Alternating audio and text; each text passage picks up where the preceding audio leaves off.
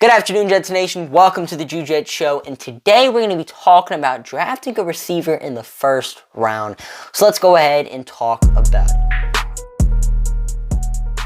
So this offseason, it's been heavily rumored that Corey Davis will be a cap casualty for the New York Jets. So more than likely, the Jets will be in the receiver market this offseason. And there's many different ways we can address the position.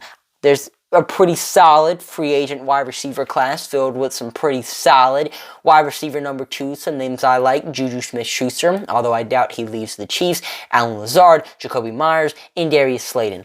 All of these guys would give the New York Jets at least 700 plus yards every year they're with the team, and would be nice compliments to Garrett Wilson, and of course would be upgrades over Corey Davis and upgrades to this offense.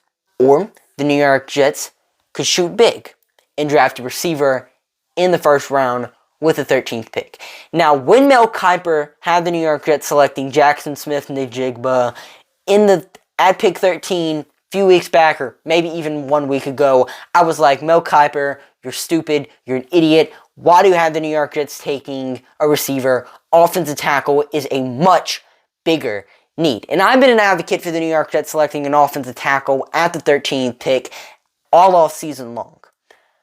But doing more digging into this draft class, I'm finding out that it's a very deep offensive tackle class. There's going to be starting caliber tackles picked in the second round that will most likely be available with the 43rd pick, which is the New York Jets' second round pick. So at 13, the New York Jets could potentially have the luxury to take a wide receiver.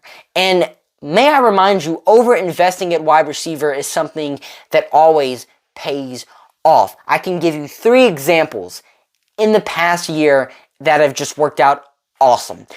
Cincinnati Bengals example number 1. Draft Higgins with the 33rd overall pick in 2020. 2021, take Jamar Chase with the 5th overall pick over offensive line, which was the Cincinnati Bengals' biggest need the entire offseason that they didn't really address. They wait until the NFL draft. Everyone's thinking they're going to go offensive tackle. Penny Sewell first round. They take Jamar Chase. He wins Offensive Rookie of the Year. The exact same season, Cincinnati Bengals are in the Super Bowl. Next year, AFC Championship. Philadelphia Eagles draft Devontae Smith, 10th overall in 2021. Next offseason, trade for A.J. Brown. Both receivers have 1,000 yards this season. Philadelphia Eagles are in the Super Bowl. Miami Dolphins draft Jalen Waddle, 6th overall in 2021. Next offseason, trade for Tyreek Hill. Dolphins made it to the playoffs. Very well could have advanced into the divisional round if they had a capable quarterback playing. I mean, they almost beat the Bills with Skylar Thompson. They're beating them with Tua Tagovailoa, let's be real. But yeah, they make the playoffs. Top 10 offense in the NFL. All these teams have top 10 offenses. Over-investing at receiver has worked a lot in the NFL. And yeah, we need offensive line. It's a position of need. The Jets' offensive line wasn't great this year.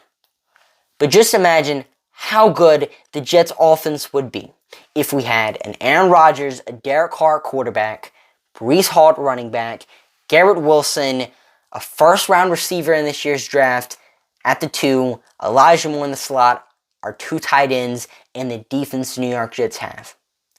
You're telling me that's not a playoff caliber team? You're telling me that team isn't having Super Bowl hopes, isn't being projected to finish in the Super Bowl? Doesn't have a chance to compete for the division? I mean, yeah, offensive line improves a team, makes it more well-rounded. And yeah, not drafting a receiver in the first round makes more sense analytically. But as for results on the field, as for putting points on the board, it makes a whole lot of sense. And I know Joe Douglas probably is going to go with an offensive lineman just because he's all about the trenches. The dude loves offensive line play. He's a former offensive lineman himself. And I know Jets fans probably wouldn't be a fan of the move either because every offseason I just see nothing but taking offensive linemen in the first round. The Jets need an offensive lineman. It's our biggest need. Jets fans are obsessed with the offensive line. But Garrett Wilson paired with Quentin Johnson, Zay Flowers, Jackson Smith-Njigba would be nasty, and this Jets offense is a top 10 unit in the NFL along with our top 10 defense, and is making the playoffs, assuming we get a new QB. So just think about it, and maybe you're not calling me crazy anymore. Well, I'm your host, Jets, signing off for now. See you guys later. Peace.